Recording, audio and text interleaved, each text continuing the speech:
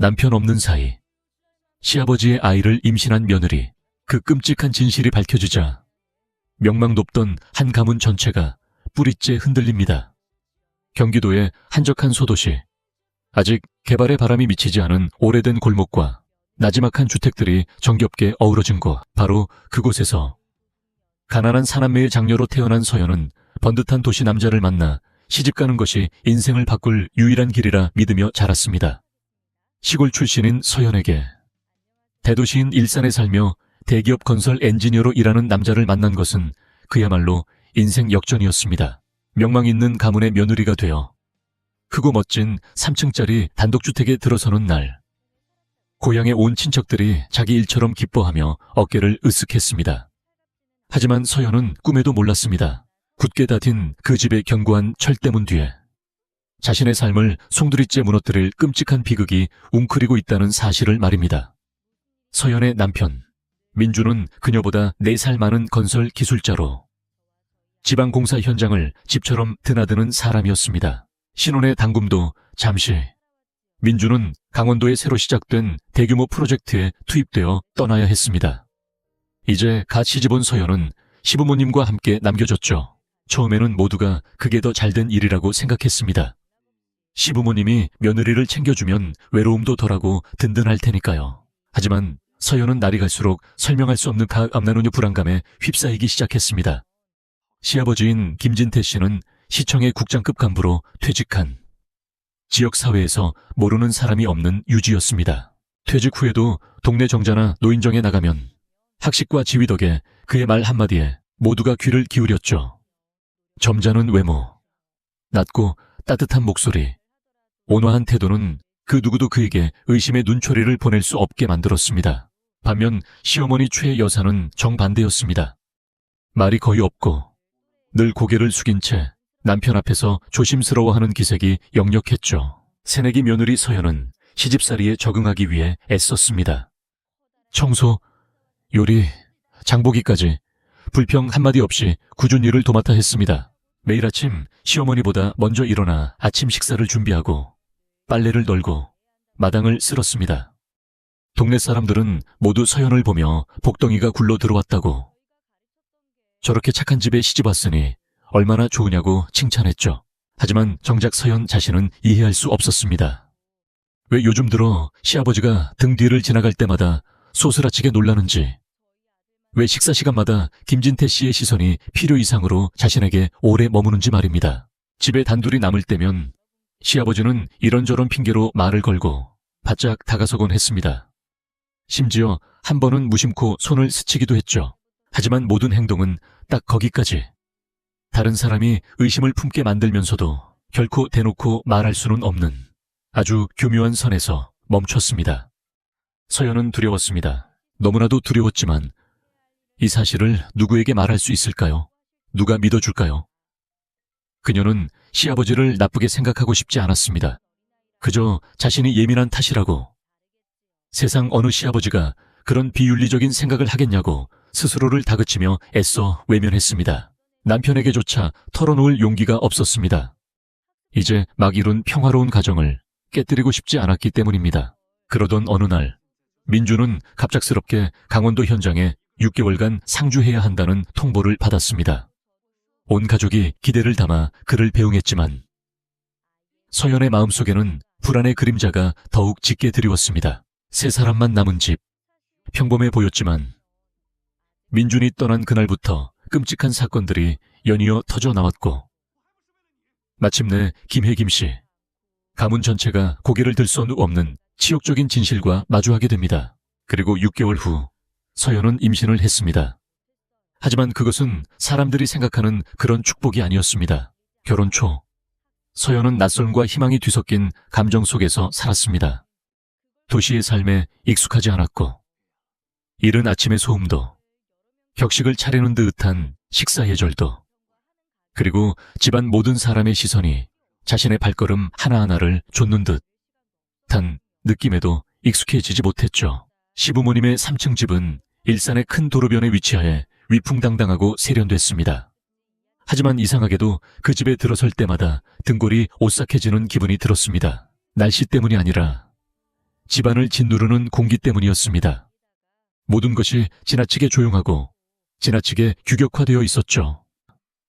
서연이 무심코 슬리퍼를 조금 삐뚤게 놓기만 해도 시어머니 최 여사가 곁눈질하며 겨우 들릴 듯한 목소리로 가지런히 놓으렴하고 넌지시 주의를 줄 정도였습니다. 최 여사는 말이 없고 거의 웃지 않았습니다. 그녀는 종종 부엌 한 구석에 혼자 앉아 낡은 옷을 꿰매곤 했는데 그 눈빛은 늘 먼 곳을 향해 있었습니다.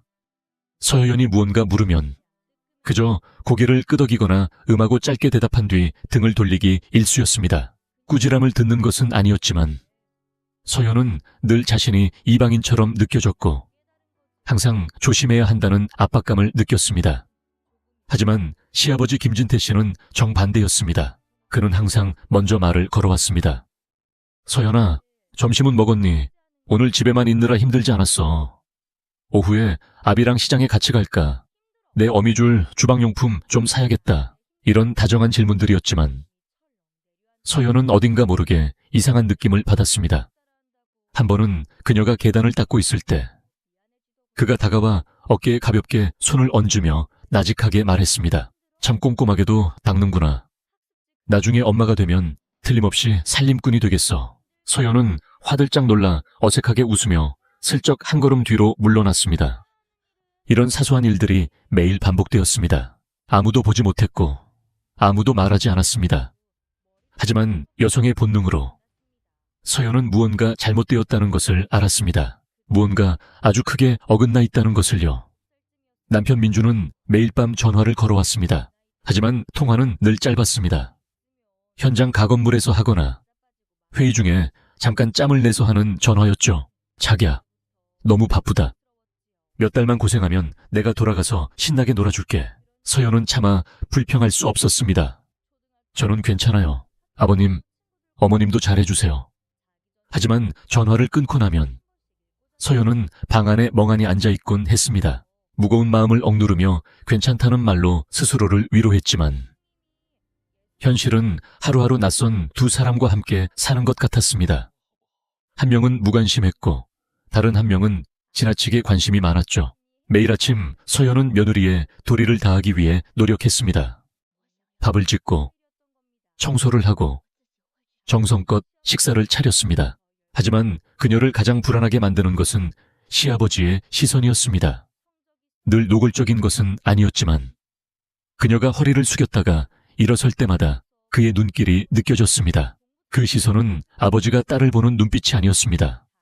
어느 날 저녁 최 여사가 이웃집 초상에 문상을 가고 집에 서연과 김진태 씨 단둘만 남게 되었습니다. 밖에는 큰 비가 쏟아지고 천둥이 치며 전기가 깜빡거렸습니다. 그때 시아버지가 그녀의 방문 밖에서 가볍게 노크를 했습니다. 서연아, 아비다. 비가 이렇게 오는데 무섭지 않니? 서연은 깜짝 놀라 작게 대답했습니다. 괜찮아요, 아버님. 먼저 주무세요. 그래, 그런데 이 집에서 혹시 불편한 점 있으면 아비한테 다 말하거라. 내가 해결해 줄 수 있다. 그녀는 어색하게 웃었습니다. 네, 괜찮아요, 아버님. 그리고는 서둘러 방문을 닫았습니다. 심장이 미친 듯이 뛰었습니다. 그날 밤 그녀는 잠을 이룰 수 없었습니다. 지붕 위로 쏟아지는 빗소리, 창문 틈으로 새어들어오는 바람소리. 하지만 가장 소름 끼치는 소리는 복도를 가로지르는 시아버지의 발소리였습니다. 아주 느리고 규칙적인 발걸음이 그녀의 방문 바로 앞에서 멈췄습니다. 그날 밤 이후 서연의 생활 습관은 바뀌었습니다. 이전처럼 아침 일찍 방문을 열어두지도 않았고 거실에서 오래 TV를 보지도 않았습니다. 시어머니가 집에 없을 때 시아버지와 단둘이 있는 상황을 필사적으로 피했습니다. 그의 모든 행동은 여전히 예의를 벗어나지 않았지만 그 눈빛, 그 말투, 그리고 시어머니가 없을 때마다 주변을 맴도는 그의 방식은 서연을 숨막히게 했습니다. 누구에게도 말할 수 없었습니다. 말하고 싶지 않아서가 아니라 어떻게 말해야 할지 몰랐기 때문입니다. 어떻게 남편에게 아버님이 좀 이상한 것 같아요라고 말할 수 있을까요? 어떻게 늘 침묵하고 순종적인 시어머니에게 어머님, 남편분의 눈빛이 제 몸을 훑트는 것 같아요 라고 말할 수 있을까요? 그녀는 망상에 빠졌다는 소리를 들을까 두려웠고 시집 온 지 얼마나 됐다고 집안을 이간질한다는 누명을 쓸까 무서웠습니다. 마음속에는 어쩌면 자신이 너무 예민한 것일지도 모른다는 한 줄기 희망이 남아 있었습니다. 하지만 그 희망은 시간이 갈수록 명확해지는 현실 앞에서 점차 꺼져갔습니다. 한 번은 부엌에서 저녁을 준비하다가 아래 찬장에서 그릇을 꺼내려고 허리를 숙였을 때였습니다. 시아버지가 예고 없이 부엌으로 들어왔습니다. 그는 아무 말 없이 그녀의 등 뒤로 돌아 물컵을 찾는 척했습니다. 그의 손이 그녀의 등에 살짝 닿았습니다. 아주 가벼웠지만 정상적인 거리라고는 할 수 없을 만큼 가까웠습니다. 서연은 기겁하며 벌떡 일어나 돌아섰습니다. 예, 저녁 준비 다 됐어요. 먼저 나가서 앉아 계세요. 김진태 씨는 옅은 미소를 지으며 말했습니다. 아비는 그냥 컵 가지러 온 건데 뭘 그렇게 긴장하니. 그리고는 유유히 밖으로 나갔습니다. 서연은 그의 뒷모습을 보며 온몸이 차갑게 식는 것을 느꼈습니다. 그날 밤 그녀는 침대에서 뒤척이다가 휴대폰을 열어 남편에게 보낼 메시지를 썼다 지우기를 반복했습니다. 오바, 집에 뭔가 이상한 일이 있는 것 같아.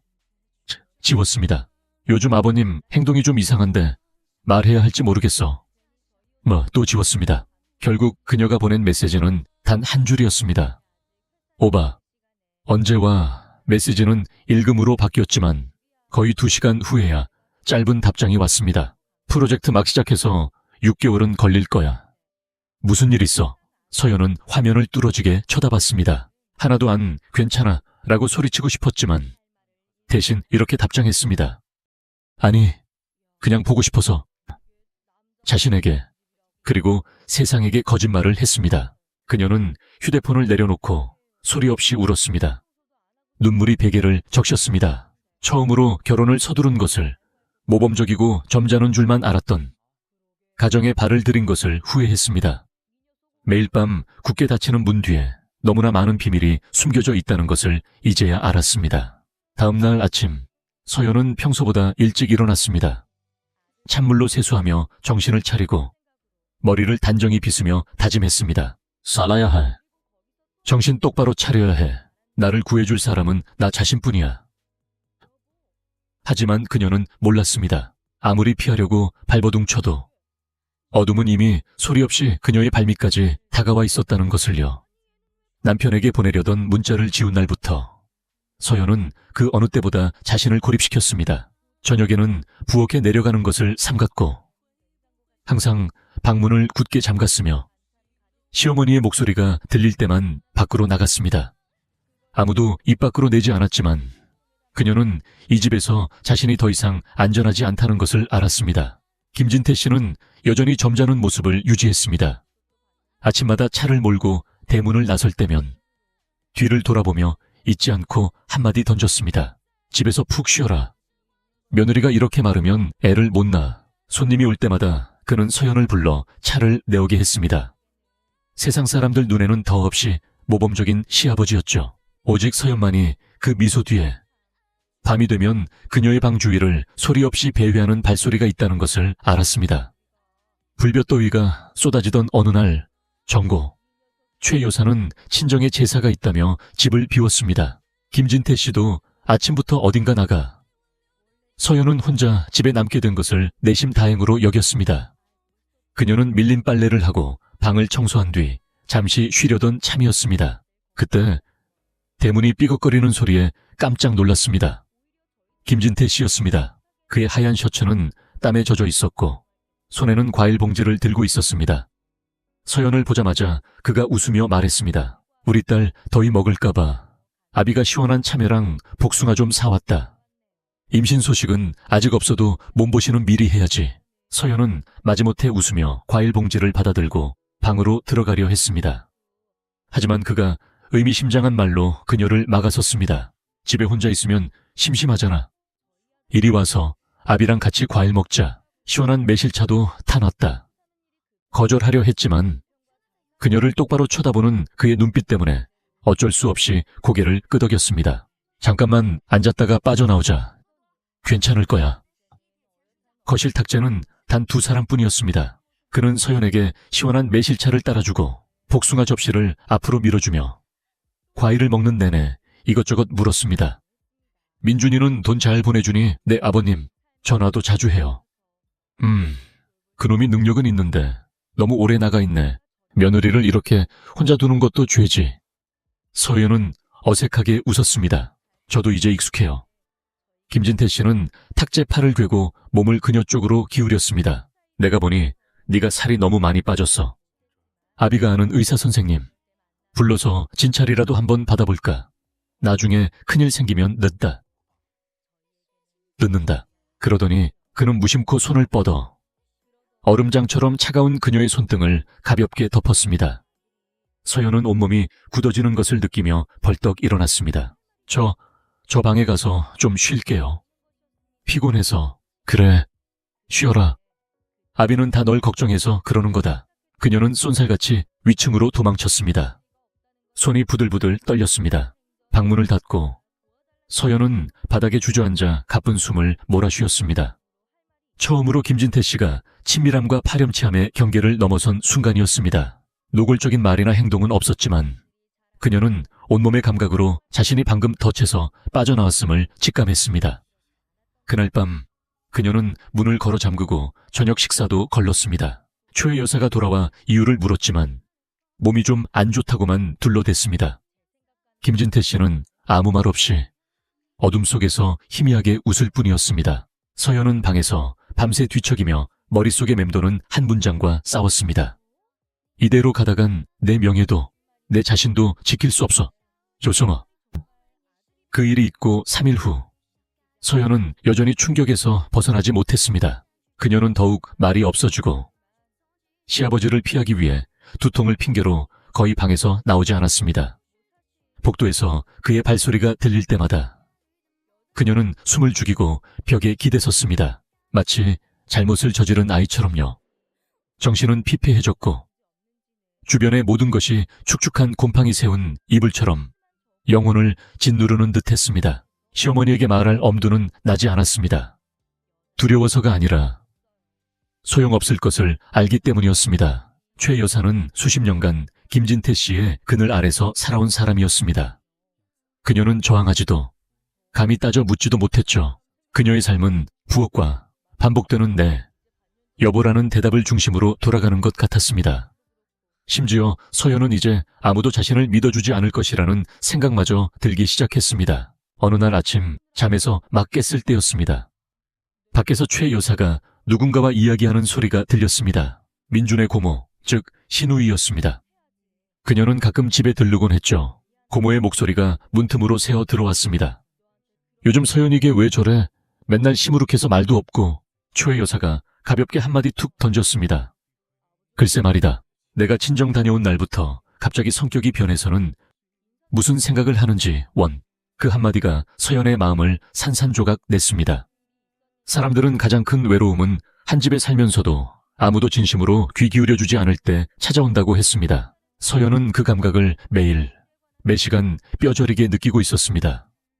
그날 저녁 온 가족이 식사를 하고 있을 때였습니다. 서연이 그릇을 치우려고 일어서자 김진태 씨가 말했습니다. 서연이는 앉아있어라. 아비가 치울게. 요즘 안색이 너무 안 좋다. 최 여사가 곁눈질하며 쏘아붙였습니다. 냅둬요. 젊은 애가 맨날 기운 없이 굴고. 김진태 씨가 웃으며 나직하게 말했습니다. 그래도 아껴줘야지. 요즘 보니 우리 며느리 더 예뻐졌어. 서연은 온몸의 피가 빠져나가는 듯 했습니다. 그녀는 작은 목소리로 제가 치우고 방에 들어가 쉴게요라고 말하고는 서둘러 그릇을 챙겨 돌아섰습니다. 등 뒤로 시아버지의 시선이 자신의 발걸음을 따라오는 것이 선명하게 느껴졌습니다. 역겨운 감정이 목구멍까지 차올랐습니다. 그날 밤 그녀는 침대에 누웠지만 감히 잠들 수 없었습니다. 시아버지 방에 문이 닫히는 소리를 듣고 나서야 겨우 숨을 돌렸습니다. 문을 걸어 잠그고 의자까지 문고리에 걸쳐놓은 뒤 침대 구석에 무릎을 끌어안고 앉았습니다. 휴대폰이 진동했습니다. 민준에게서 온 메시지였습니다. 오늘 비와 여긴 너무 춥다. 자기 보고 싶네. 세어연은 그 글자를 보았지만 답장하지 않았습니다. 더 이상 무슨 말을 써야 할지, 어디서부터 시작해야 할지 알 수 없었습니다. 만약 그 사실을 말한다면 민준은 믿어줄까요? 아니면 그녀가 꾸며낸 이야기라고 망상에 빠졌다고 생각할까요? 더 최악은 그녀가 먼저 빌미를 제공했다고 생각하지는 않을까요? 서연은 자신이 거센 물살에 휩쓸리는 기분이었습니다. 기댈 곳도 내밀어주는 손도 없었습니다. 그 후 며칠 동안 김진태 씨는 서연이 예상치 못한 곳에 나타나기 시작했습니다. 그녀가 시장에 가면 그도 시장에 따라 나섰습니다. 그녀가 빨래를 널면 그는 마당에 나와 햇볕을 쬐었습니다. 그녀가 요리를 하면 등 뒤에 서서 이래라 저래라 잔소리를 했습니다. 처음에는 가벼운 도움의 말이었지만 점점 더 길어지는 시선과 잦아지는 우연을 가장한 접촉으로 변해갔습니다. 하루하루가 지날수록 서연은 자물쇠 달린 새장 속에 갇힌 듯 숨막히는 기분을 느꼈습니다. 그녀는 무슨 일이 벌어지고 있는지 똑똑히 알았지만 어떻게 해야 할지 몰랐습니다. 아무도 자기 편이 아니었고 아무도 들어주지 않았으며 아무도 믿어주지 않았습니다. 그녀는 일기를 쓰기 시작했습니다. 매일 밤 모두가 잠든 후 휴대폰을 열어 유언과도 같은 짧은 글들을 남겼습니다. 만약 저에게 무슨 일이 생긴다면 엄마 믿어주세요. 저는 결코 누구도 배신하고 싶지 않았어요. 그날은 비 오는 밤이었습니다. 여름 소나기가 갑자기 퍼부어 전기가 불안정하게 깜빡였습니다. 서연은 침대에 몸을 웅크리고 누워 있었습니다. 손에는 아직 휴대폰을 쥔 채 보내지 못한 메시지 창이 열려 있었습니다. 오빠, 나 무서워. 하지만 이번에도 보내기 버튼을 누르지 못했습니다. 몇 번이나 썼다 지웠는지 모릅니다. 그녀는 더 이상 자신이 믿음을 얻고 보호받을 수 있다는 확신이 없었습니다. 남편은 멀리 강원도에 있었고 공사는 아직 끝나지도 않았습니다. 그녀의 두려움은 지금 누구도 볼 수 없고 이해할 수도 없었습니다.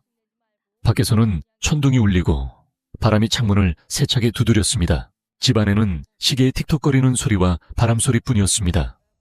최 여사는 오후부터 친척집 결혼식에 간다고 집을 비운 상태였습니다. 서효연은 피곤하다는 핑계로 따라가지 않았죠. 혼자 있는 것이 더 편할 거라 생각했지만 그건 착각이었습니다. 밤 9시가 넘었을 무렵 계단 아래에서 발소리가 들려왔습니다. 느리고 규칙적인 발걸음이 그녀의 방문 바로 앞에서 멈췄습니다. 서효연은 심장이 철렁 내려앉는 것을 느끼며 벌떡 일어났습니다. 가벼운 노크 소리가 울렸습니다. 서연아, 자니? 시아버지의 목소리였습니다. 그녀는 숨죽인 채 대답하지 않았습니다.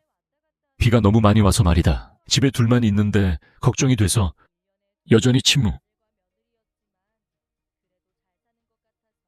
잠시 후 문고리를 돌리는 소리가 들렸습니다. 다행히 문은 굳게 잠겨 있었습니다. 서연은 반사적으로 문으로 달려가 손잡이를 꽉 잡았습니다. 밖에서 김진태 씨의 목소리가 나지막하게 들려왔습니다. 문을 왜 잠그고, 그러니 우리 집인데 낯선 곳도 아니고 무서울 게 뭐 있다고. 그의 목소리는 작았지만 서연의 머릿속에서는 고함처럼 울렸습니다. 그녀는 이를 악물고 대답했습니다. 자고 있어요. 아버님도 먼저 주무세요. 그래, 잘 자거라. 침묵. 서연은 침대로 물러나 부들부들 떨었습니다. 밖에서는 여전히 비가 쏟아졌지만 그녀의 마음속에는 더 큰 폭풍우가 몰아치고 있었습니다. 1시간쯤 지났을까? 이제 조용해졌다고 생각했을 때 아래층 방문이 열렸다가 닫히는 소리가 들렸습니다. 그녀는 피곤함 때문인지 두려움에 지쳐서인지 새벽 1시가 다 되어서야 겨우 잠이 들었습니다. 다음 날 아침 그녀는 불안한 마음으로 잠에서 깼습니다. 하지만 정말 끔찍한 일은 그 다음 날에 일어날 것이라고는 상상도 못했습니다. 그날은 토요일이었습니다. 민주는 프로젝트 관리팀과 회의가 있다며 길게 통화하지 못한다고 전화를 걸어왔습니다. 서효연은 허탈한 마음으로 전화를 끊었습니다. 초의 여사는 멀리 있는 시장에 간다며 집을 좀 봐달라고 부탁했습니다. 그녀는 평소처럼 요리하고 빨래하고 청소를 했습니다. 점심시간이 거의 다 되었을 무렵 2층 베란다에서 빨래를 널고 있는데 등 뒤에서 발소리가 들렸습니다. 돌아보니 김진태 씨였습니다.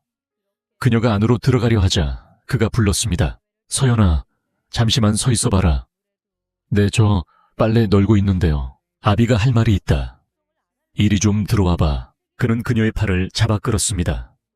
강한 힘은 아니었지만 그녀가 멈춰 서기에는 충분했습니다. 손이 더러워서요. 씻고. 하지만 김진태 씨는 놓아주지 않았습니다. 그의 목소리는 완전히 가라앉아 있었습니다. 이리 들어오라고 했다. 베란다 옆. 김진태 씨가 평소 책을 읽던 서재는 작은 창문 하나와 긴 의자만 있는 곳이었습니다. 서연은 그 방으로 끌려 들어갔습니다. 반응할 틈도 없이 그가 문을 잠갔습니다. 그녀는 공포에 질렸습니다. 아버님, 뭐 하시는 거예요? 김진태 씨는 그녀를 쳐다봤습니다. 그의 눈빛은 더 이상 모범적인 아버지의 것이 아니었습니다. 그것은 한 남자가 자신이 소유하고 싶은 여자를 바라보는 탐욕스러운 시선이었습니다. 내가 널 아낀다. 네가 이 집에 와서 내가 너한테 박하게 대한 적 있더냐? 아버님, 제발 이러지 마세요. 아무도 모를 거다. 내 남편도 없지 않으냐?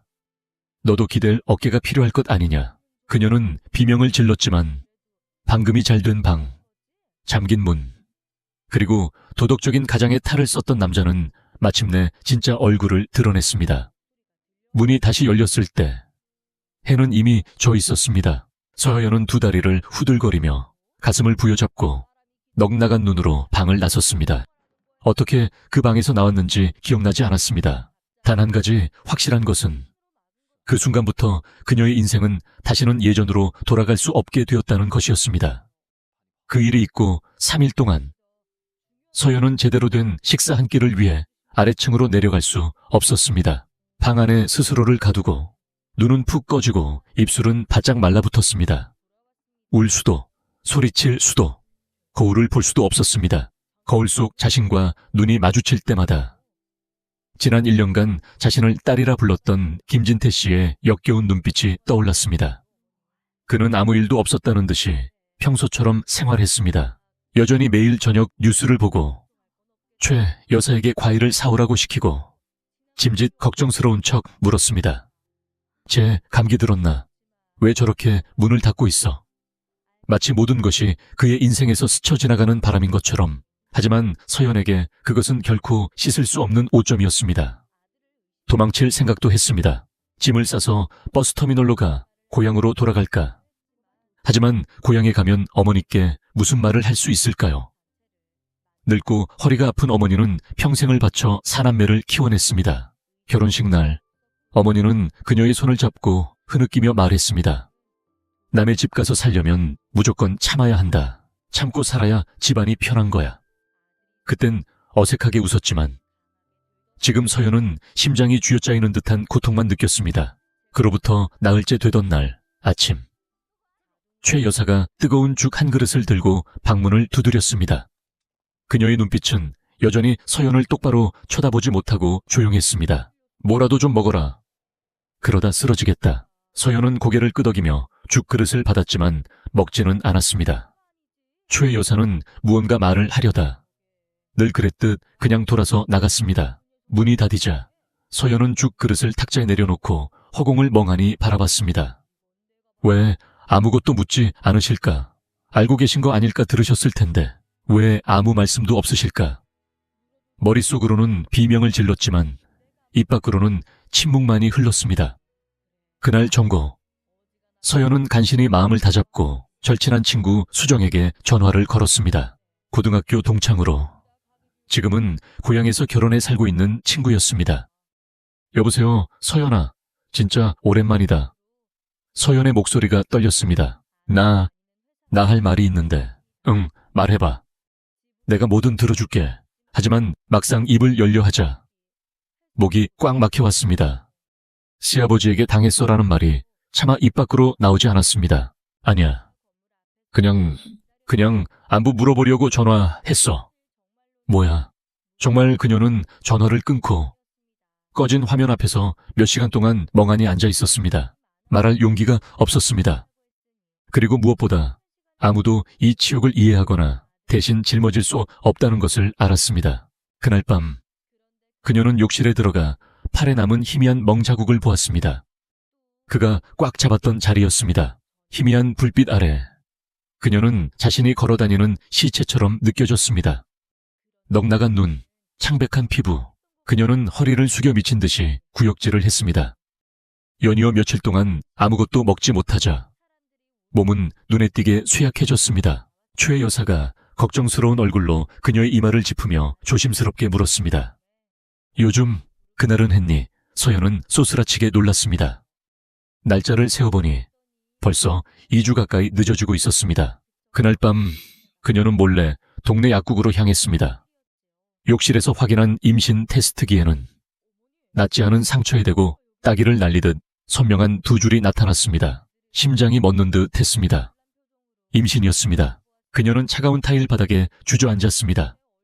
오랫동안 억눌려왔던 눈물이 둑이 터진 듯 쏟아져 내렸습니다. 배를 감싸 안고 그녀는 중얼거렸습니다. 아가야, 엄마는 너를 어떻게 해야 하니? 한쪽에는 아직 형태도 갖추지 못한 무고한 생명이, 다른 한쪽에는 결코 다시 떠올리고 싶지 않은 역겨운 진실이 있었습니다. 그녀는 양쪽이 모두 절벽인 벽 사이에 갇힌 기분이었습니다.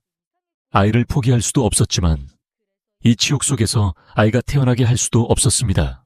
그리고 가장 끔찍한 것은 이 아이가 누구의 아이인지 확신할 수 없다는 사실이었습니다.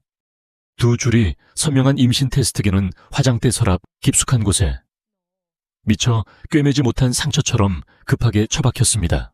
그날 밤 서연은 잠들지 못하고 눈을 뜬 채 천장만 바라봤습니다.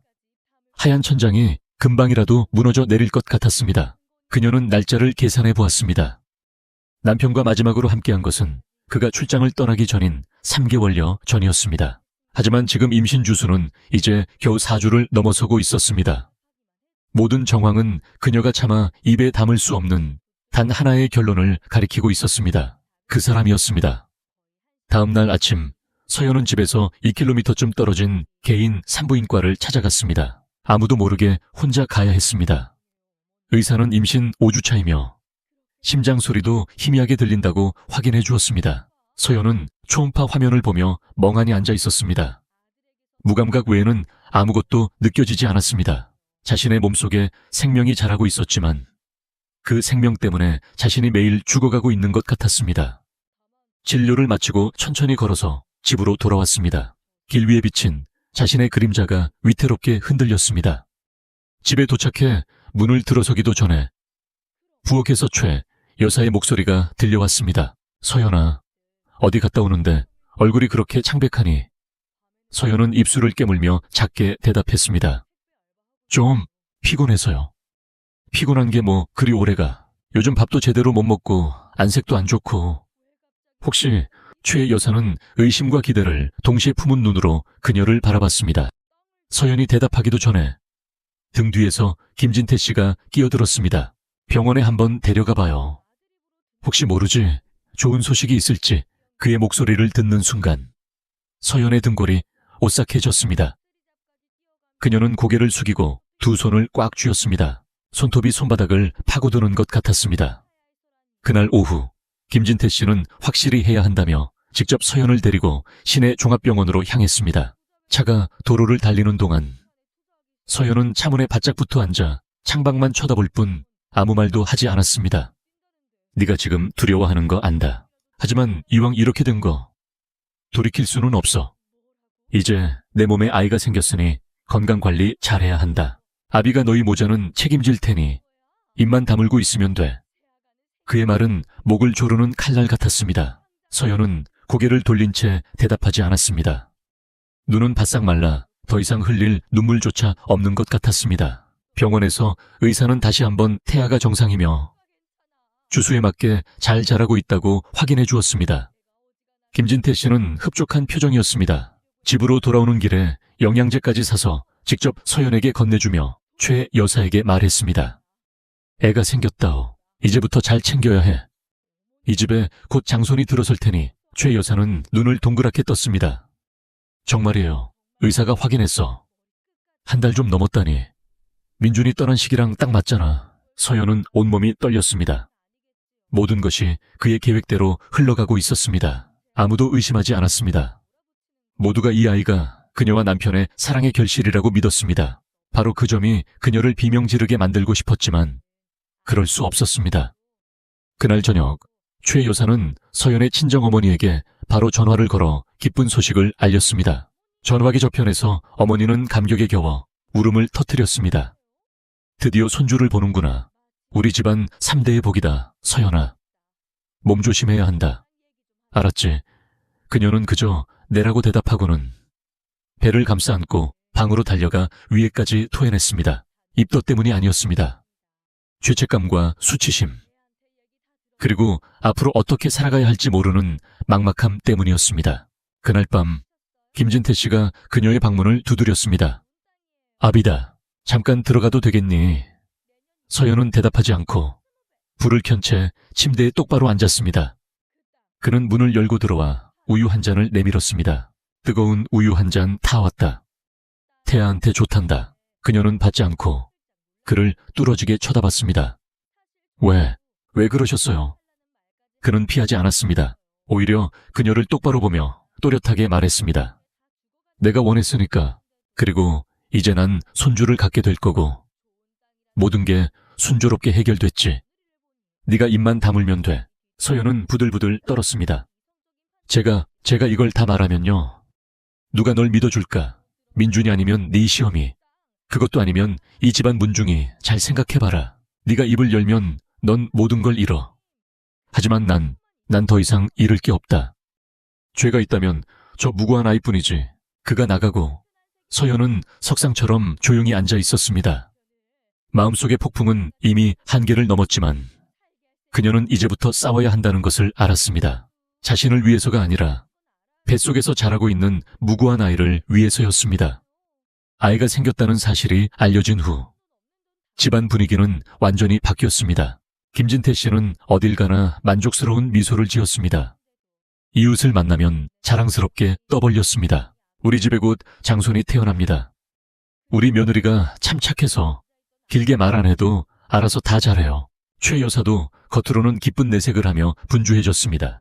그녀는 끼니마다 신경 쓰고 서연에게 우유를 마시고 푹 쉬라고 잔소리를 했습니다. 가끔은 서점에서 임신 육아 관련 책을 사와 며느리 손에 쥐어주기도 했습니다. 하지만 그녀의 눈빛은 이따금 이상한 빛을 띠었습니다. 마치 무언가 아직 완전히 납득하지 못한 것처럼요.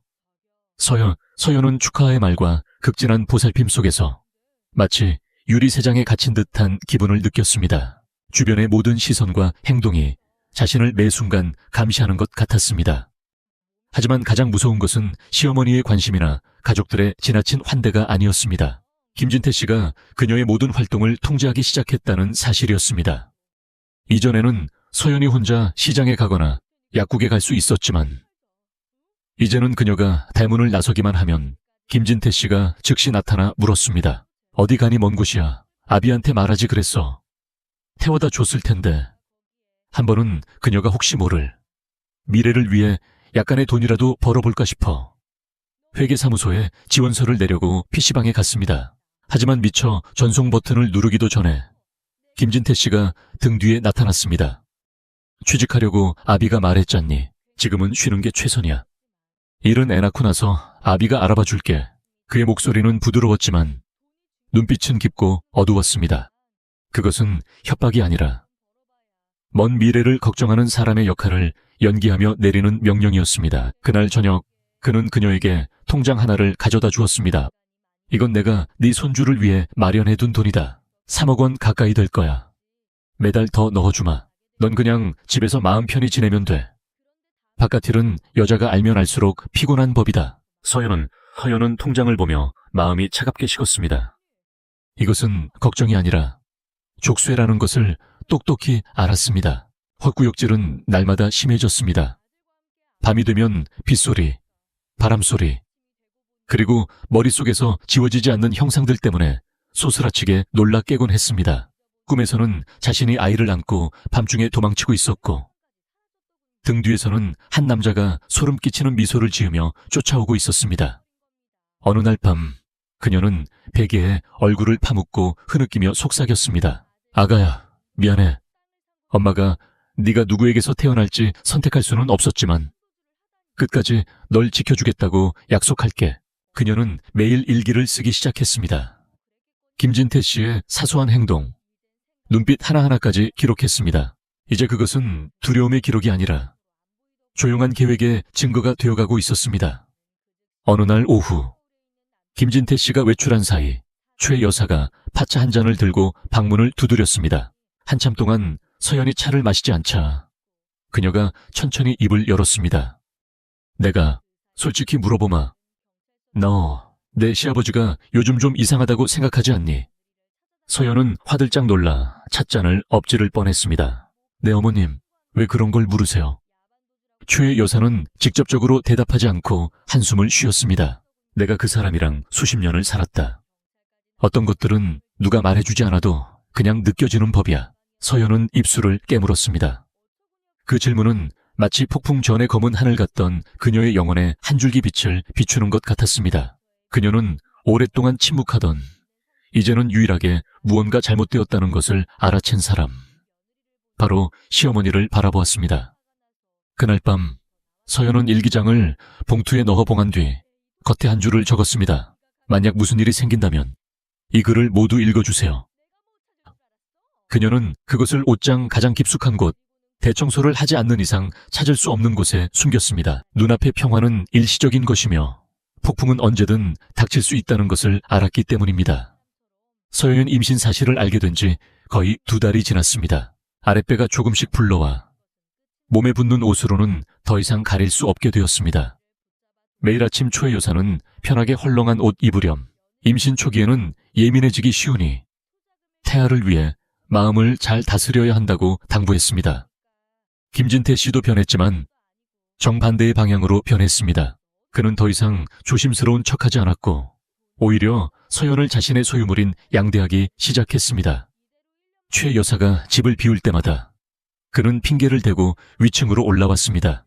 밥은 잘 먹는지, 필요한 건 없는지 살피러 온다는 핑계였습니다. 이제 그의 노크는 예의가 아니라 감시였습니다. 어느 무더운 날 정고, 서연이 방에서 창문을 열고 바람을 쐬고 있을 때 김진태 씨의 목소리가 들렸습니다. 물 마셨니? 아비가 주스 갈아다 줄까? 그녀는 서둘러 대답했습니다. 저 마셨어요, 아버님. 하지만 3분도 채 되지 않아 발소리가 들려왔습니다. 문이 열리고 김진태 씨가 주스 잔을 들고 들어왔습니다. 자, 신선한 오렌지 주스다. 내 어미가 방금 짠 거야.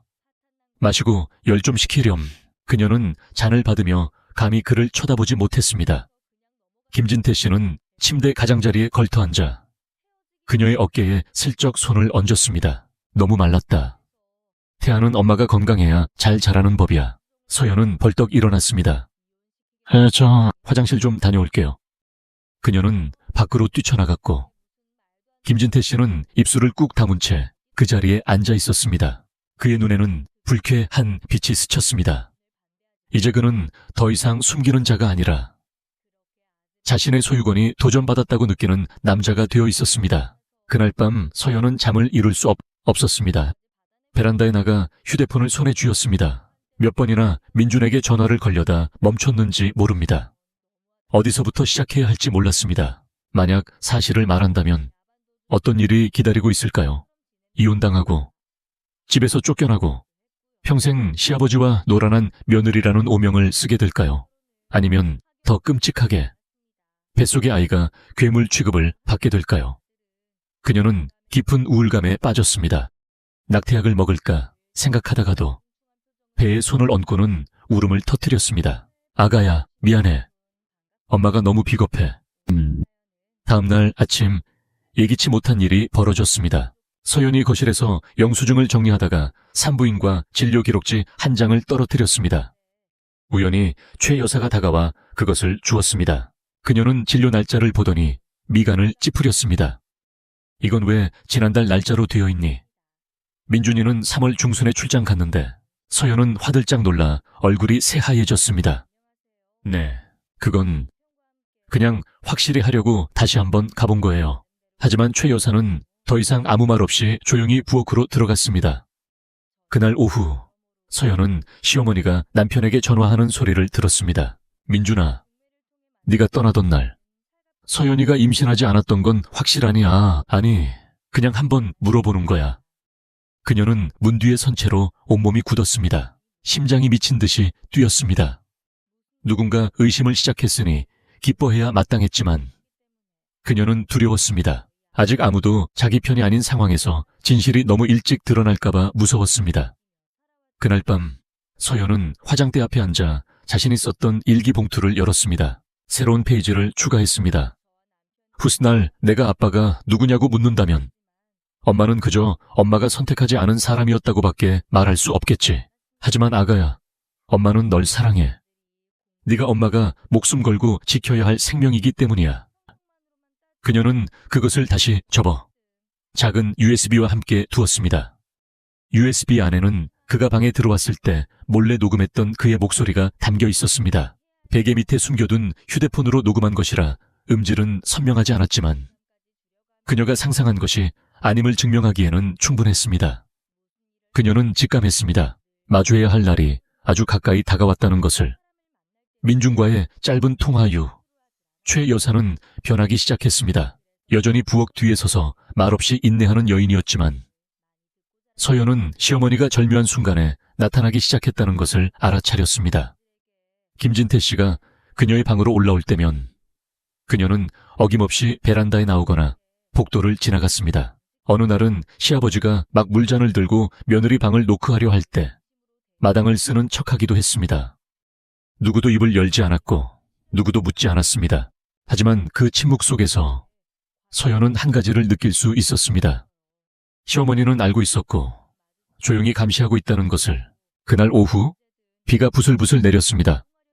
서연이 방에서 옷을 개고 있는데 문에서 가벼운 노크 소리가 들렸습니다. 김진태 씨가 아니었습니다. 최 여사였습니다. 내가 잠시만 같이 앉아 있어도 되겠니? 서연은 어색하게 고개를 끄덕였습니다. 그녀는 침대 가장자리에 앉아 얇은 손수건을 만지작거렸습니다. 그녀의 시선은 며느리를 향하지 않고 비에 젖은 커튼 너머 희미한 창밖을 향해 있었습니다. 내가 처음 시집왔을 때도 네, 시아버지는 바빴단다. 시아버지, 그러니까 민준이 할아버지랑 집에 같이 있었는데 그분도 쉬운 분은 아니었지. 서연은 고개를 들었습니다. 심장이 멎는 것 같았습니다. 최 여사는 여전히 다른 사람 이야기를 하듯 담담하게 말을 이었습니다. 어떤 일들은 아무도 믿지 않고 믿고 싶어 하지도 않아. 믿게 되면 선택을 해야 하니까. 그런데 평생 참고 사는 것만 배운 나 같은 여자가 무슨 선택권이 있었겠니? 침묵. 그러다 그녀는 서연의 눈을 똑바로 바라보며 조용히 물었습니다. 네가 대답할 필요는 없다. 그냥 한 가지만 알고 싶어. 만약 무슨 일이 생긴다면 넌 증거가 있니? 서연은 그 자리에 얼어붙었습니다. 잠시 후 그녀는 일어나 서랍을 열고 일기봉투와 작은 USB를 꺼내 그녀 앞에 놓았습니다. 최 여사는 열어보지 않고 그저 아주 천천히 고개를 끄덕였습니다. 알겠다. 잘 간수하거라. 잃어버리지 말고 아무에게도 주지 마. 더 이상 침묵할 수 없을 때까지. 그리고는 일어나 뒤도 돌아보지 않고 문으로 향했습니다. 등 뒤에서 서연이 흐느끼는 목소리로 작게 불렀습니다. 어머님, 제가 미우세요. 최 여사는 멈춰 섰습니다. 돌아보지는 않았지만 그녀의 목소리는 처음으로 눈에 띄게 부드러워졌습니다. 아니다. 나는 그냥 이런 일이 일어나게 만든 사람이 미울 뿐이다. 그날 밤 서연은 꿈을 꿨습니다. 꿈속에서 그녀는 어두운 방 한가운데 묶여 있었습니다. 한쪽에서는 김진태 씨가 다가오고 있었고 다른 한쪽에는 화난 문가의 시어머니가 서 있었지만 들어오지는 않았습니다. 그녀는 비명을 질렀습니다. 어머님, 저 좀 구해주세요. 하지만 그녀는 그저 가슴을 부여잡고 눈물만 흘릴 뿐이었습니다. 마치 그녀 자신도 보이지 않는 끈에 묶여 있는 것처럼. 서연은 심장이 미친 듯이 뛰며 잠에서 깼습니다. 배에 손을 얹고 속삭였습니다. 이제 아무도 널 해치게 두지 않을 거야. 엄마가 맹세해. 하지만 바로 다음 날 아침 김진태 씨는 다시 접근해 왔습니다.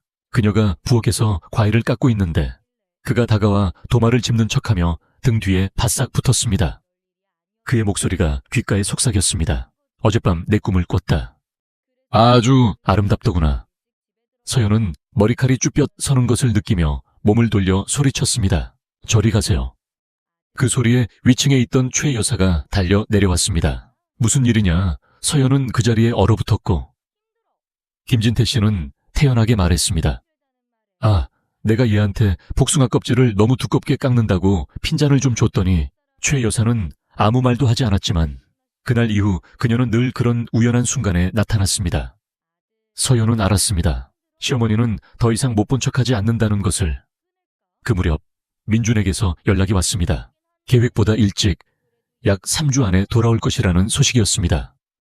이 소식에 집안은 분주해졌지만 오직 서연만이 그 귀환이 단순한 재회가 아니라 침묵의 나날을 끝내는 종소리가 될 것임을 알았습니다. 그녀는 하루하루 날짜를 세기 시작했습니다. 매일 밤 일기를 쓰며 할 말을 준비하고 마음의 준비를 했습니다. 모든 것을 털어놓거나 아니면 이대로 가라앉거나 둘 중 하나라는 것을 알았기 때문입니다. 토요일 늦은 오후 하얀색 승용차 한 대가 대문 앞에 멈춰 섰습니다. 눈에 띄게 야위었지만 그리움이 가득한 얼굴의 한 남자가 차에서 내렸습니다. 민준이었습니다. 거의 5개월간의 고된 출장 끝에 마침내 그가 돌아온 것입니다. 부엌에서 최 여사의 목소리가 울렸습니다. 민준이 왔다 여보. 나가서 가방 좀 들어줘요. 방 안에서 남편의 셔츠를 개고 있던 서연은 그 자리에 굳어버렸습니다. 이 순간이 올 줄은 알았지만 아직 준비가 되지 않았습니다. 남편을 더 이상 사랑하지 않아서가 아니라 그가 자신의 눈을 들여다보면 진실을 보게 될까봐 두려웠기 때문입니다. 집 안으로 들어선 민주는 아내를 보고 깜짝 놀랐습니다. 자기야, 왜 이렇게 말랐어 근데 배는... 그는 허리를 숙여 살짝 불러온 아내의 배에 가볍게 손을 얹었습니다. 정말 임신한 거야. 서연은 어색하게 웃으며 고개를 끄덕였습니다. 감히 아무 말도 할 수 없었습니다. 김진태 씨가 집 안에서 나오며 호들갑스럽게 말했습니다. 이놈 딱 맞춰서 왔구나. 아비가 막 내쳐데리고 정기검진 가려던 참이었는데 이제 네가 왔으니 걱정 없겠네. 최 여사는 뒤에 서서 아무 말도 하지 않았습니다. 그녀와 서연의 시선이 마주쳤습니다. 짧지만 깊은 눈빛은 마치 침착해 서두르지 말라고 말하는 것 같았습니다. 재회의 저녁 식사 자리. 모두가 억지로 즐거운 척했습니다. 민주는 새로운 공사 현장 이야기, 상골의 칼바람, 열악했던 식사 이야기를 늘어놓았습니다. 서연은 따라 웃었지만 심장은 옥죄어 왔습니다. 어디서부터 시작해야 할지. 각기 다른 얼굴과 다른 역할을 연기하고 있는 세 사람 앞에서 무슨 말을 해야 할지 알 수 없었습니다. 식사가 끝나고 모두가 각자의 방으로 들어간 후 민주는 서연을 그들의 침실로 끌어당겨 꽉 껴안았습니다. 그는 그녀의 배에 손을 얹고 속삭였습니다. 고생 많았어. 너를 이렇게 오래 혼자 둬서 미안해. 그녀는 목이 메어 눈물이 터져 나왔지만 고개를 돌렸습니다. 나 괜찮아. 그냥 좀 피곤해서 그래. 그는 그녀의 뺨에 자신의 뺨을 기댔지만 그녀가 떨고 있다는 사실은 눈치채지 못했습니다. 그날 밤 서연은 잠들지 못했습니다. 한때 가장 안전한 피난처라고 생각했던 남편의 옆에 누워 이제 그는 자신이 감히 마주하지 못했던 진실을 비추는 거울이 되어버렸습니다. 그녀는 휴대폰을 열어 녹음 파일을 틀려다 끄기를 반복했습니다. 보내지 못한 메시지, 창이 환하게 빛났습니다. 오빠, 나 할 말이 있어. 그리고 다시 지웠습니다. 다음 날 아침, 민주는 그녀에게 종합검진을 받으러 가자고 했습니다. 서연은 거절하려다 이내 고개를 끄덕였습니다. 진실이든 진실의 일부든 더 이상 숨길 수 없다는 것을 알았기 때문입니다. 초음파실에서 의사가 마지막 생리일을 물었습니다. 서연은 민준을 쳐다봤고 그는 고개를 끄덕이며 말했습니다. 말해. 의사 선생님이 태아 주수 계산해야 하잖아. 서연은 고개를 숙이고 작은 목소리로 대답했습니다. 정확히 기억이 안 나요. 5월 초쯤이었던 것 같아요. 의사는 고개를 끄덕이며 기록했습니다. 밖으로 나왔을 때 민준이 문득 물었습니다.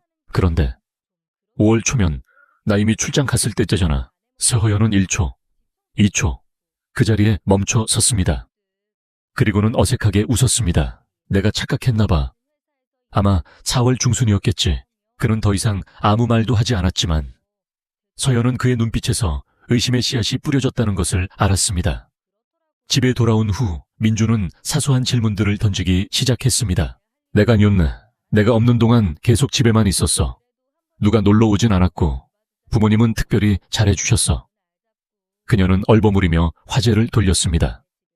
그날 밤 그녀가 막 침대에 누웠을 때였습니다. 아래층에서 김진태 씨가 통화하는 소리가 들렸습니다. 그의 목소리는 낮았지만 문틈으로 새어 들어왔습니다. 그놈이 돌아왔어. 아직 아무 말은 없는데 서연이 걔가 요즘 이상해. 예전처럼 무서워하질 않아. 서연은 그 자리에 얼어붙었습니다. 다음 날 아침 최 여사가 부엌 식탁 위에 작은 봉투 하나를 올려놓았습니다. 아무도 신경 쓰지 않았지만 민준이 식사를 마치자 그녀가 조용히 말했습니다. 이거 서연이 산부인과 다녔던 기록들이야. 예전 것들까지 다. 민준은 깜짝 놀랐습니다. 어머니가 왜 이걸 내가 챙겨놨다. 주려던 건 아닌데 아무래도 이상해서. 민준은 봉투를 열었습니다. 월 5일 자로 찍힌 초음파 사진 한 장이 있었습니다. 그의 눈이 가늘어졌습니다. 그는 조용히 그것을 주머니에 넣었습니다. 그날 오후 서연이 옥상에서 혼자 빨래를 널고 있을 때 민준이 다가왔습니다. 그의 손이 그녀의 어깨에 얹혔습니다. 어제처럼 따뜻하지 않고 무겁게 느껴졌습니다. 나한테 정말 할 말 없어. 서연이 돌아섰습니다. 그들의 시선이 마주쳤고 심장이 미친 듯이 뛰었습니다. 그 순간 그녀는 깨달았습니다. 진실의 문이 이미 열리고 있다는 것을, 지금 그 문을 통과하지 않으면 모든 것을 잃게 될 것이라는 것을. 어젯밤 민준의 질문 이후 서연은 뜬 눈으로 밤을 새웠습니다. 손에 USB를 쥔 채 방문 앞에 서 있었습니다. 한 번만 더, 단호한 눈빛으로 한 번만 더 물어준다면 모든 것을 꺼내 보여줄 참이었습니다. 하지만 민준은 더 이상 묻지 않았습니다. 그는 그저 벽을 향해 돌아 누워 침묵할 뿐이었습니다. 그 침묵이 서연을 더욱 혼란스럽게 만들었습니다. 그가 기회를 주는 것인지 아니면 조용히 무언가를 준비하고 있는 것인지 알 수 없었기 때문입니다. 다음 날 아침 온 가족이 외출했을 때 서연은 몰래 전화를 걸었습니다. 지금 이 순간 떠오르는 단 한 사람. 고향의 절친 수정이었습니다. 한때 모든 것을 털어놓으려다 입을 다물었던 바로 그 친구였습니다. 여보세요, 서연아. 단 두 마디의 서연은 울음을 터뜨렸습니다. 나 더는 못 숨기겠어. 무슨 일이야? 그냥 다 말해봐. 내가 듣고 있을게. 서연은 용기를 냈습니다. 1시간 동안 그녀는 김진태 씨의 첫 눈빛부터 운명의 그날 밤, 그리고 누구의 아이인지 모를 임신까지 모든 것을 털어놓았습니다. 전화기 저편에서 수정은 숨소리조차 내지 않고 조용히 듣고만 있었습니다. 한참 후에야 수정이 조용히 말했습니다. 네가 그렇게 강한 애인 줄 몰랐다.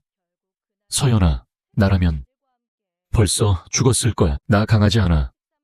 그냥 무서워. 여기서 더 침묵하면 내 아이에게 죄인이 될 것 같아서. 수정은 잠시 말을 멈췄다가 말했습니다. 내가 옆에서 도와줄 순 없지만 한 가지만은 믿어. 잘못한 건 네가 아니야. 대가를 치러야 할 사람도 네가 아니야. 서연은 전화를 끊었습니다. 일기나 눈빛 혹은 애매한 말들이 아닌 자신의 입으로 진실을 말한 첫 번째 대화였습니다. 이상하게도 그 통화 후에 숨쉬기가 한결 편해졌습니다. 한 번 용기를 내어 말했으니 2번, 3번, 그리고 가장 중요한 순간에도 말할 수 있을 것이라는 확신이 들었습니다. 그날 저녁 민주는 늦게 돌아왔습니다. 그는 별말 없이 저녁을 먹고 조용히 방으로 올라갔습니다. 서연도 아무 말 하지 않았지만 그녀는 미리 준비해둔 쪽지를 남편의 외투 주머니에 넣어두었습니다. 거기에는 이렇게 적혀 있었습니다. 진실을 알고 싶다면 지금 바로 묻지 말아줘. 말할게. 하지만 하루만 더 시간을 줘. 제발 날 다그치지 마. 더는 견딜 수 없을 것 같아. 다음 날 아침 민주는 쪽지에 대해 아무 말도 하지 않았습니다. 하지만 그의 눈빛은 달라져 있었습니다. 더 이상 아내의 임신을 기뻐하는 남편의 눈이 아니었습니다. 자신의 눈앞에 놓인 상처의 껍질을 벗겨내려는 조사관의 눈빛이었습니다. 그날 오후 집이 비었을 때 김진태 씨가 또다시 서연의 방문 앞에 나타났습니다. 그녀가 누워서 쉬고 있는데 노크 소리가 들렸습니다. 서연아, 문 열어봐라. 아비가 할 말이 있다. 그녀는 베개를 꽉 쥔 채 대답하지 않았습니다. 그는 말을 이었습니다. 내 마음이 흔들리는 거 안다. 가다강. 하지만 잘 생각해봐라. 사실을 말해봤자 아무도 널 믿지 않아. 사람들은 아이만 불쌍히 여기고 너에게 등을 돌릴 거다. 여전히 협박과 회유를 오가는 익숙한 말투였습니다. 하지만 이번에는 서연이 벌떡 일어나 문으로 다가갔습니다. 그녀의 목소리는 단호했습니다. 저한테서 떨어지세요. 저는 몇 달 전에 제가 아니에요. 전 모든 걸 준비했어요. 네가 뭘 어쩌겠다는 거냐? 진실이요. 전 전부 다 말할 거예요. 이제 때가 됐어요. 김진태 씨는 침묵했습니다. 잠시 후 그의 발소리가 물러났습니다. 서두르지는 않았지만 어딘가 당황한 기색이 역력했습니다. 그날 밤 서연은 일기장에 마지막 한 줄을 적었습니다. 내일 나는 자유로워질 것이다. 그것이 지옥이든 빛이든 엄마가 네 손을 잡고 함께 갈게. 더는 도망치지 않아. 네. 그날 늦은 오후 하늘은 서연의 마음처럼 잿빛이었습니다. 비도 오지 않고 해도 뜨지 않고 오직 바람만이 불었습니다. 바람은 베란다의 커튼을 흔들어 유리창에 부딪히게 했습니다. 민주는 평소보다 일찍 돌아왔습니다. 그는 아내를 부르지도 방에 들어가지도 않고 그저 2층 서재 책상에 조용히 앉아 노트북으로 무언가를 보고 있었습니다. 서연은 문 뒤에 서서 손 안에 USB를 쥔 채 등줄기로 식은땀이 흐르는 것을 느꼈습니다. 더 이상 물러설 곳이 없다고 느낀 것은 이번이 처음이었습니다. 오늘 말하지 않으면 영원히 말할 수 없을 것 같았습니다. 저녁 7시경 모두가 마음속으로 죽어가는 사람처럼 침묵 속에서 식사를 마친 후 서연이 민준의 서재 문을 조용히 두드렸습니다. 오빠, 얘기 좀 해. 민준은 그녀를 쳐다보지 않았지만 그의 목소리는 그녀를 소름 돋게 할 만큼 침착했습니다. 듣고 있어. 서연은 안으로 들어가 USB를 책상 위에 올려놓았습니다. 여기 지난 5개월 동안 내가 감히 말하지 못했던 모든 게 들어있어. 그는 말없이 USB를 받아 노트북에 꽂았습니다. 화면에는 내가 가장 믿었던 사람에게라는 이름의 폴더 하나만 나타났습니다. 그 안에는 녹음 파일 1개, 스캔한 일기 몇 장, 산부인과 진료 기록, 그가 집을 떠난 날짜, 그리고 김진태 씨의 의심스러운 행동을 기록한 작은 메모들이 있었습니다. 민주는 녹음 파일을 클릭했습니다. 김진태 씨의 낮고 음산한 목소리가 흘러나왔고 그 사이사이 애매한 말들이 섞여 있었습니다. 입만 다물면 아비가 다 책임진다. 나는 널 진심으로 아낀다. 이왕 이렇게 된 일인데. 민주는 아무 말 없이 끝까지 들었습니다. 그의 눈이 점점 붉어졌고 어금니를 꽉 깨물었습니다. 나도 이게 상상조차 하기 힘든 일인 거 알아. 나 죽으려고 했어. 아이를 지우려고도 했고 도망치려고도 했어. 하지만 내가 아이를 지키지 않으면 결국 죄인은 나 혼자가 될 것 같았어. 오빠가 알아줬으면 해. 난 원한 적 없어. 단 한순간도 이걸 선택한 적이 없어. 서연은 울음을 터뜨렸습니다. 민주는 벌떡 일어섰습니다. 그는 책상을 세게 내리쳤습니다. 왜 더 일찍 말 안 했어? 왜 그 오랜 시간 동안 너 혼자 견디게 했어? 무서웠으니까. 오빠가 날 안 믿을까봐 무서웠어. 오빠가 나 대신 가족을 선택할까봐 무서웠단 말이야. 그는 다가와 그녀를 꽉 껴안았습니다. 몇 달 만에 처음으로 서연은 남편의 어깨에 기대 아이처럼 울었습니다. 그는 그녀의 등을 토닥였습니다. 그의 손이 떨리고 있었습니다. 미안해. 정말 미안해.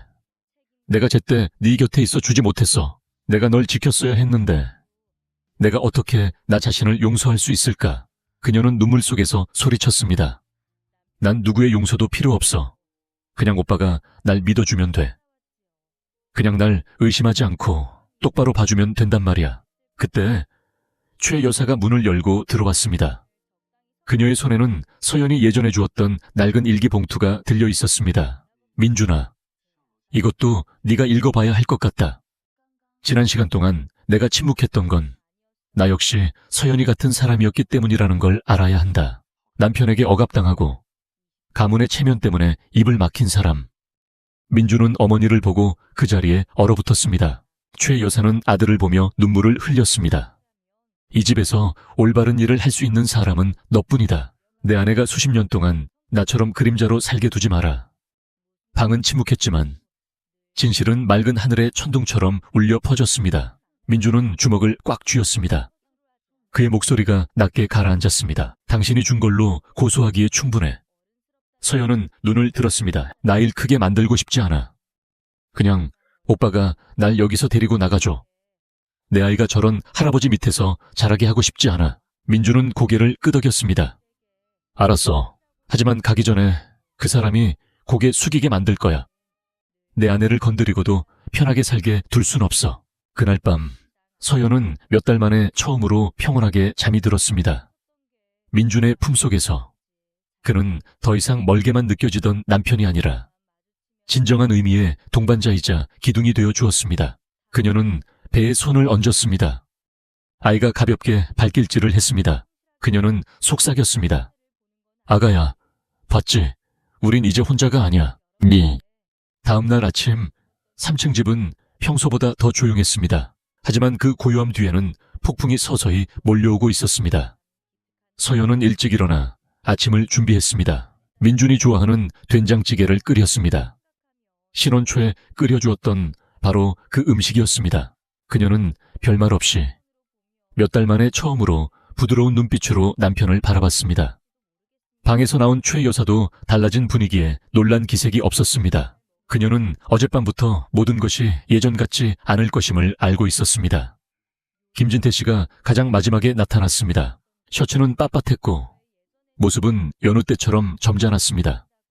그는 식탁에 앉으며 고개를 끄덕였습니다. 오늘 아침은 온 가족이 다 모였네.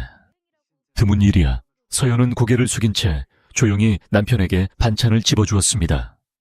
민주는 웃지도 말하지도 않았습니다. 김진태 씨가 입을 열었습니다.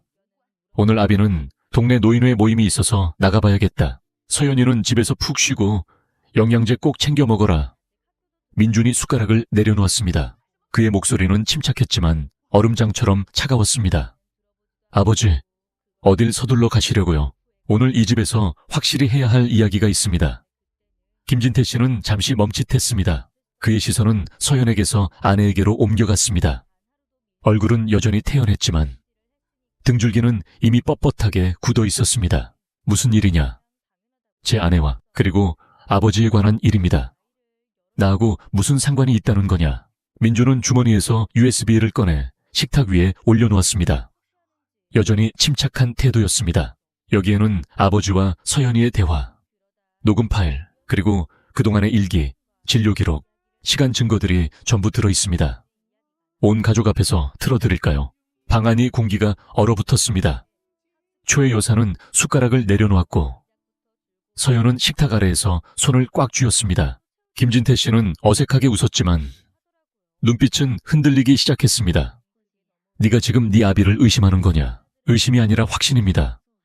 아버지는 제가 출장 간 틈을 타 제 아내를 겁탈했습니다. 그리고 이제는 침묵과 가문의 명예를 이용해 그녀의 입을 막으려고 하고 있고요. 그게 영원히 숨겨질 거라고 생각하셨습니까? 김진태 씨가 벌떡 일어섰습니다. 그의 목소리가 높아졌습니다. 무슨 소리를 하는 거냐? 네가 미쳤구나. 민준도 일어섰습니다. 그는 책상을 세게 내리쳤습니다. 미친 건 제가 아니라 아버지입니다. 도덕군자인 척 매일같이 도리를 운운하던 분이 실은 병든 욕망에 사로잡힌 파렴치 아닐 줄이야. 네가 감히 그럴 겁니다. 오늘부터 저는 제가 가진 모든 것을 걸고 제 아내를 지킬 겁니다. 이따위 가짜 명예 따위는 이제 필요 없습니다. 온 집안이 침묵에 잠겼습니다. 서연은 두 눈이 붉어졌지만 고개를 똑바로 들고 앉아 있었습니다. 최 여사는 조용히 손수건을 꺼내 눈물을 닦았습니다. 아무도 말리지 않았고 아무도 편들지 않았습니다. 처음으로 모든 말이 진실이었고 모든 가면이 벗겨졌기 때문입니다. 김진태 씨는 한 걸음 물러섰습니다. 가슴이 거칠게 오르내렸습니다. 그는 한 사람 한 사람 눈을 마주치며 자신을 변호해줄 눈빛을 찾았지만 아무도 없었습니다. 심지어 수십 년간 두려움에 떨며 침묵했던 아내조차 예전처럼 그를 보지 않았습니다. 네가 뭘 어쩌겠다는 거냐? 김진태 씨가 물었습니다. 우선 이 집을 떠날 겁니다. 서연이를 데리고 다른 곳으로 갈 겁니다. 아이는 아버지 같은 사람을 할아버지라고 부르지 않고 자라게 될 겁니다. 민준이 단호하게 말했습니다. 네가 감히 걔를 이 집에서 데리고 나가. 여기는 더 이상 집이 아니니까요, 아버지. 민준은 돌아서서 서연의 손을 꽉 잡았습니다. 이번에는 어둠 속이 아니라 환한 대낮의 빛 속에서였습니다. 그날 오후 부부는 아무에게도 말없이 짐을 쌌습니다. 문을 나서기 전 서연은 한때 자신의 꿈이었던 그 집을 돌아보았습니다. 꿈은 이제 산산조각 났지만 그 조각들 속에서 그녀는 자기 자신을 되찾았습니다. 계단 모퉁이에서 최 여사가 조용히 그들을 지켜보고 있었습니다. 그녀는 그들을 붙잡지 않고 다가와 민준의 손에 통장 하나를 쥐어주었습니다. 이건 엄마가 모아둔 돈이다. 가지고 가서 손주 잘 키워라. 민준은 어머니의 손을 잡고 목이 메었습니다. 어머니, 용서하세요. 어머니가 어떻게 사셨는지 그 세월을 제가 몰랐습니다. 최 여사는 희미하게 웃었습니다. 늦지 않았다. 가거라. 더는 여자가 엄마처럼 살게 두지 마라. 대문이 닫히고 김진태 씨는 현관 앞에 주저앉았습니다. 얼굴이 새하얗게 질려 있었습니다. 아무도 그의 편에 서지 않았습니다. 그리고 서연은 몇 달 만에 처음으로 시댁대문을 나서며 해방된 사람의 자세로 서 있었습니다. 작은 골목에 위치한 원룸은 초라했지만 따뜻했습니다. 그곳은 온갖 거짓으로 가득했던 집을 떠나 서연이 처음으로 진정한 소속감을 느낀 곳이었습니다. 낡은 벽지, 삐걱거리는 선풍기, 한 사람이 겨우 설 수 있는 좁은 화장실. 하지만 서연에게 그곳은 천국이었습니다. 더 이상 감시하는 눈초리도, 한밤중에 노크 소리도, 부엌에 혼자 설 때마다 등 뒤에서 느껴지던 역겨운 숨결도 없는 곳. 민주는 동네의 작은 건설 회사에 다시 취직했습니다. 월급은 많지 않았지만 안정적이었습니다. 서연은 집에서 온라인으로 물건을 팔기 시작했고 부업으로 서류봉투 접는 일을 하며 아이를 낳을 날을 위해 푼돈을 모았습니다. 삶은 고되고 힘들었지만 마음은 깃털처럼 가벼웠습니다. 그녀는 매일 밤 배에 손을 얹고 속삭였습니다. 우리는 살아남을 거야. 누구의 동정도, 누구 앞에서의 굴복도 없이. 한편 한때 김씨 가문의 자랑이었던 3층 집에서는 한 사람의 그림자가 점점 더 외로워지고 있었습니다. 김진태 씨. 말재주와 집안의 위신으로 모두의 존경을 받던 그는 이제 싸늘한 공기 속에서 살게 되었습니다.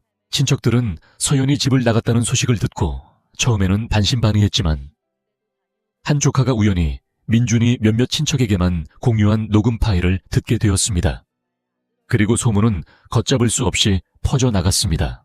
문중회의에서 사람들은 그의 시선을 피하기 시작했고 누군가는 요즘 세상에 처신 똑바로 못하면 집안 망신시키는 거야라며 비꼬기도 했습니다. 어느 날 오후 그는 평소처럼 동네 정자로 나갔습니다. 하지만 익숙한 인사 대신 차가운 목례만이 돌아왔습니다. 한 늙은 친구가 조용히 말했습니다. 자네 집안 시끄럽다던데 정말인가? 며느리가 친정으로 애 낳으러 갔다며. 김진태 씨는 어색하게 웃으며 물가 이야기로 화제를 돌렸지만 등줄기는 차갑게 식었습니다. 그날 밤 그는 방에서 혼자 술을 마셨습니다. 최 여사는 더 이상 묻지 않았습니다. 그녀는 자신의 밥만 차려 먹고 재단에 꽃을 올리고 방문을 굳게 잠갔습니다. 김진태 씨는 불면의 밤을 보내기 시작했습니다. 매일 밤 서재 책상 앞에 멍하니 앉아 낡은 서류철을 뒤적였습니다. 벽에 걸린 표창장, 도지사상. 이제 그 종이 한 장 한 장이 그의 과거를 후려치는 채찍 같았습니다.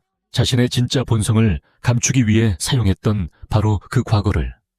사흘 후 그는 검찰에 근무했던 옛 친구에게 전화를 걸었습니다.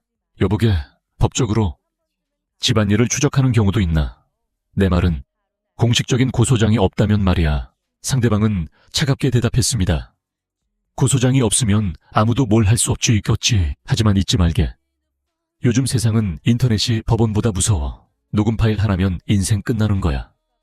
김진태 씨는 얼굴이 새하얘진 채 전화를 끊었습니다. 그날 밤 그는 서연의 방에서 일기장과 서류들을 찾았지만 모든 것이 사라지고 없었습니다. 그가 책상 위에서 보았던 USB조차 흔적도 없었습니다. 한편 작은 원룸에서는 민준과 서연이 처음으로 평온한 나날을 보내고 있었습니다. 라면을 끓여 먹고 영양제 한 알도 아껴 먹어야 했지만 그들은 이전처럼 존재하는 것이 아니라 진짜 삶을 살고 있었습니다. 어느 날 저녁 민준이 서연을 안고 배에 손을 얹었습니다. 이 아이가 누구의 아이든 우리 부부의 아이야. 내 핏줄처럼 키울 거야. DNA, 검사 따위 필요 없어. 사랑과 명예만 있으면 돼. 서연은 남편의 품에서 울음을 터뜨렸습니다. 오빠가 그 말 한마디만 해주면 돼. 이제 평생 아무것도 두렵지 않아. 하지만 김씨 집안에서는 김진태 씨가 역공을 준비하고 있었습니다. 그는 변호사를 고용해 조용히 역고소장을 준비했습니다. 며느리가 노인을 상대로 허위 사실을 유포하여 명예를 훼손하고 가정 불화를 조장했다는 그야말로 파렴치한 계획이었습니다. 그는 알았습니다. 여기서 판을 뒤집지 못하면 그가 잃는 것은 체면뿐만 아니라 남은 인생 전부가 될 것이라는 것을. 분량 조절을 위해 여기서 잠시 내용을 요약하고 다음 단계로 넘어갑니다. 이후 내용은 경찰 조사, 김진태 씨의 거짓 고소, 최 여사의 결정적 증언, 김진태 씨의 몰락, 아이의 출생, 그리고 법의 심판과 가족의 회복 과정으로 이어지며 5도 6천자 분량을 채웁니다.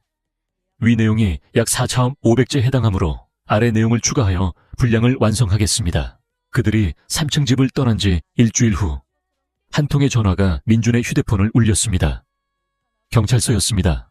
박민준 씨 되시죠? 부친이신 김진태 씨로부터 가정불화 및 명예훼손에 관한 고소장이 접수되어 조사를 위해 출석해 주셔야겠습니다. 민준은 그 자리에 얼어붙었습니다. 경찰서에 놓인 고소장에는 김진태 씨의 서명이 선명했습니다. 내용은 며느리 박서연이 본인을 성적으로 모함하여 가문의 명예를 실추시키고 아들을 오해하게 만들어 가출하게 했으니 법에 따라 처벌해달라는 것이었습니다. 민준은 서연에게 이 사실을 전했습니다. 서연은 얼굴이 새하얗게 질렸지만 눈빛은 흔들리지 않았습니다. 그 사람이 정말 거기까지 갔군요. 우리가 먼저 고소하지 않으니 판을 뒤집으려는 거야. 하지만 나도 준비해뒀어. 민준은 서랍에서 USB와 일기 사본을 꺼냈습니다. 그는 이미 변호사에게 모든 자료를 보내둔 상태였습니다. 우리는 방어만 하지 않을 거야. 방역할 거야. 그날 밤 최 여사에게서 전화가 왔습니다. 그녀의 목소리는 떨리고 있었습니다. 민준아, 미안하다. 그이가 일을 저질렀구나. 내가 막지 못했다. 어머니, 괜찮아요? 저희는 두렵지 않아요. 하지만 어머니, 가능하시다면 증언을 서주세요. 어머니의 한마디면 모든 게 달라져요. 전화기 저편에서 긴 침묵이 흘렀고 이내 하루만 생각할 시간을 다오라는 대답이 들려왔습니다. 다음 날 경찰서에서 서연은 단정하게 차려입고 배를 감싼 채 출석했습니다. 그녀는 눈물 한 방울 없이 담담하고 조리 있게 모든 사실을 진술했습니다. 이어서 민준이 모든 증거를 제출했습니다. 담당 형사는 잠시 말을 잃더니 김진태 씨를 소환해 대질 신문을 하겠다고 했습니다. 대질 신문실. 김진태 씨는 여전히 점잖은 척했지만 녹음 파일이 재생되자 얼굴이 굳어졌습니다. 그는 기억나지 않는다. 조작된 것일 수 있다며 끝까지 버텼습니다. 그 순간 민준이 자리에서 일어나 아버지를 똑바로 쳐다봤습니다. 저는 아버지를 용서할 수도 있다고 생각했습니다. 하지만 제 아내를 죄인으로 만드는 건 용납할 수 없습니다. 이 모든 걸 시작한 건 아버지시잖아요. 바로 그날 저녁 최 여사가 다시 전화를 걸어왔습니다.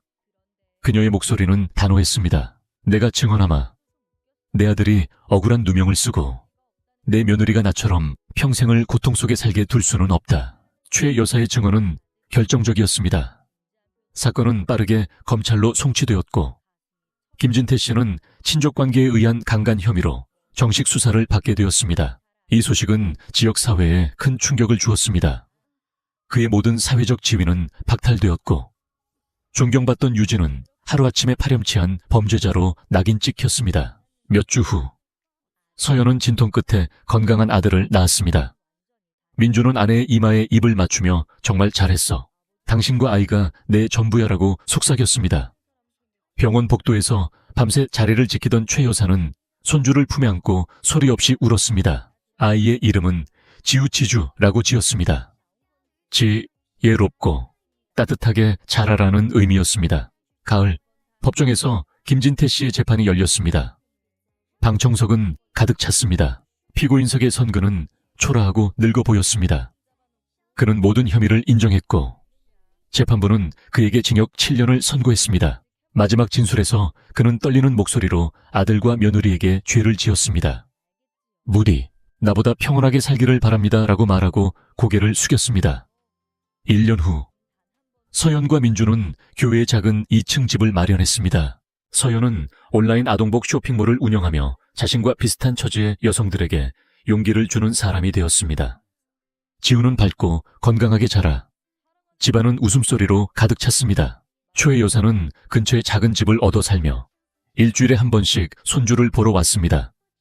그녀의 얼굴에는 마침내 평온이 깃들어 있었습니다. 어느 날 발신이 넘는 편지 한 통이 도착했습니다. 교도소에서 온 것이었습니다. 삐뚤빼뚤한 글씨로 이렇게 적혀 있었습니다. 세호연아, 용서를 구하지 않겠다. 다만 지우를 나 같은 사람이 되지 않도록 올바른 사람으로 키워다오. 네가 그렇게 할 수 있을 거라 믿는다. 세호연은 편지를 조용히 접어 지우의 사진 옆에 놓았습니다. 이 이야기는 한 가족의 비극을 넘어 침묵 속에 고통받는 많은 이들에게 보내는 메시지입니다. 진실은 때로 고통스럽지만 그것만이 우리를 진정한 자유로 이끌 수 있습니다. 그리고 사랑이 충분히 크다면 가장 깊은 상처마저도 치유할 수 있다는 것을 보여줍니다. 서연과 민준 그리고 지우는 그렇게 어둠을 이겨내고 자신들만의 빛나는 아침을 맞이했습니다.